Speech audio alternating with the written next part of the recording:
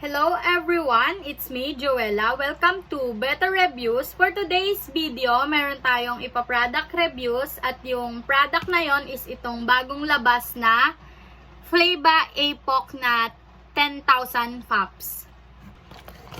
So guys, ito siya and disposable pads siya na 10,000 FAPS and ang binili kong flavor is Blue Ice.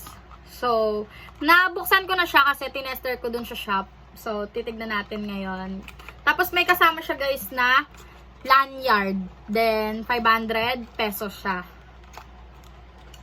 Tapos, may kasama siyang ito, yung hipakan niya. Pwedeng palitan.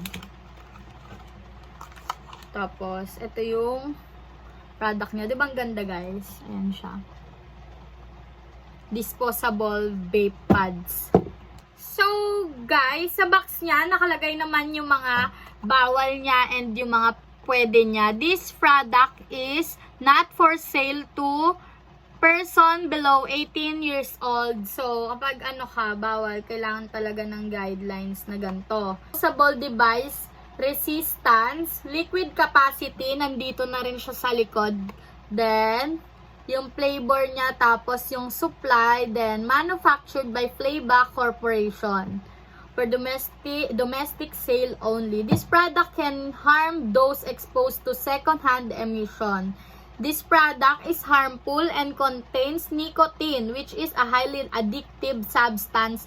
It's not recommended for use of non-smokers. And nandito rin guys yung charger niya, and ito siya.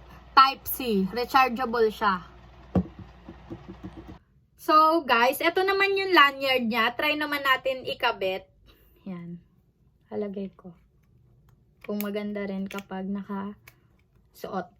Kasi hindi ako mahilig sa lanyard. Sinusuot ko lang siya pag aalis. Ganun. Para hindi ako pakuha-kuha sa bag. So, ayan siya. Then, suot ko. Parang may medal. So, ayan siya guys, pag suot mo. Ganda, diba?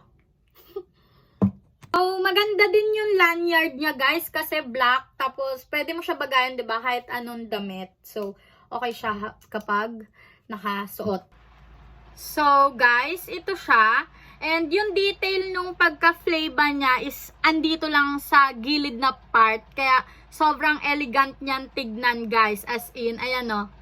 Full black na siya na matte. Tapos, ayan nga, yung detail niya nandito lang. Kaya sobrang ganda. Tapos, guys, ito yung airflow niya, oh. 4 na siya na butas. Kaya sobrang smooth.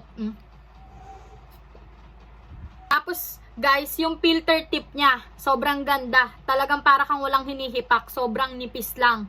Kapag ginamit mo siya. Ito.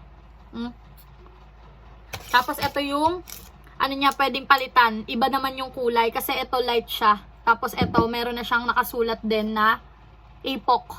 Ayan. Sobrang ganda, 'di ba? Ayan. So, ito siya guys. Titikman natin yung lasa niya ngayon.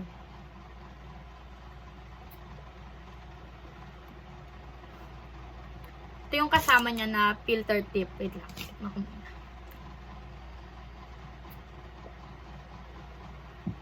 Oh, ang sarap. Ano siya? Medyo matamis yung flavor niya kasi ano siya, parang bubble gum, blue ice. Tapos pag ano mo dito, smooth yung paghipak mo. Tapos malamig sa dito. Tapos kapag malalasahan mo siya, yung taste niya is matamis. So, tikman pa natin siya ng isang beses pa. Sarap talaga niya. Medyo matamis siya talaga. Tapos, mentol dito. Kaya, ang ganda. Kasi ako, hindi ako mahilig sa, alam mo yon yung pag hinipak mo, walang mentol. Noong nakaraan din yung binili ko mentol. So, goods na goods sa akin to si Flaba Apoc. Yung bagong labas ng Flaba. Kaka-release lang niya. Ngayon, kaya bumili ko. So, ayan siya guys.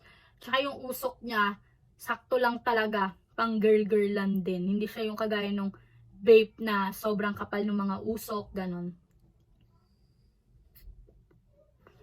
Kaya masarap.